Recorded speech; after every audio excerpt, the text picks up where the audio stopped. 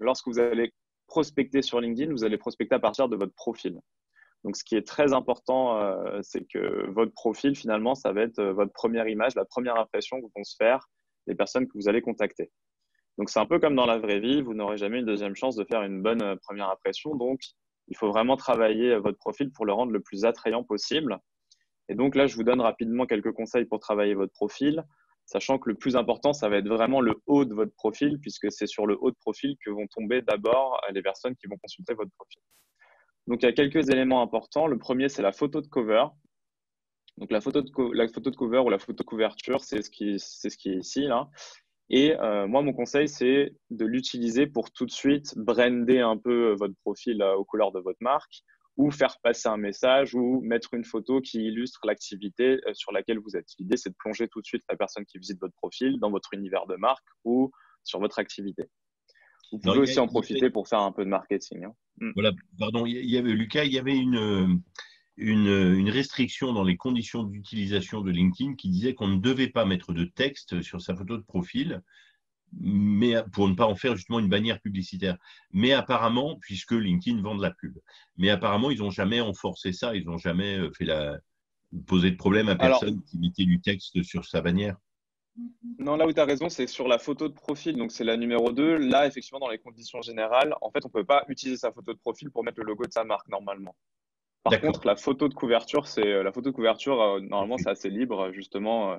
Vous pouvez, c'est pour ça que moi, je vous conseille en tout cas de l'utiliser pour voilà, mettre un peu en avant votre marque, faire passer un premier message.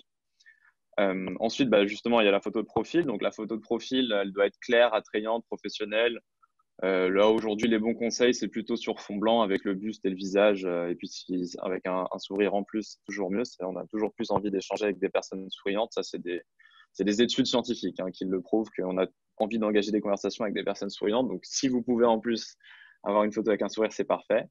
Et puis, le titre. Donc, le titre, c'est ce qu'il y a juste en dessous de votre nom. Donc, moi, c'est cofondateur et CEO chez Neodil. L'idée, là, c'est d'être là-dessus, il y a deux écoles. Je vous donne d'abord, moi, mon point de vue, puis je parlerai de l'autre stratégie. Moi, c'est le plus clair, le plus simple et le plus synthétique possible pour que tout le monde comprenne très rapidement qui vous êtes, quelle est votre position dans la société.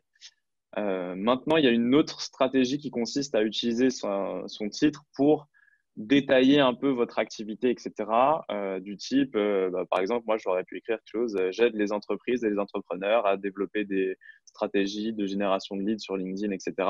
Sauf que moi, je trouve ça très long et personnellement, je trouve que c'est pas la place, surtout que juste en dessous, vous avez une catégorie information où vous pouvez justement ici ajouter un peu de texte et de contexte par rapport à votre profil. Et d'ailleurs, c'est le dernier conseil, c'est sur cette partie-là, info.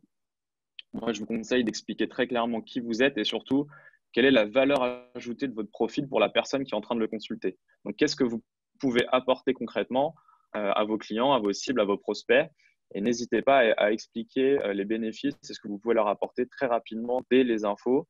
Ça peut susciter de la curiosité et des envies du coup de vous contacter.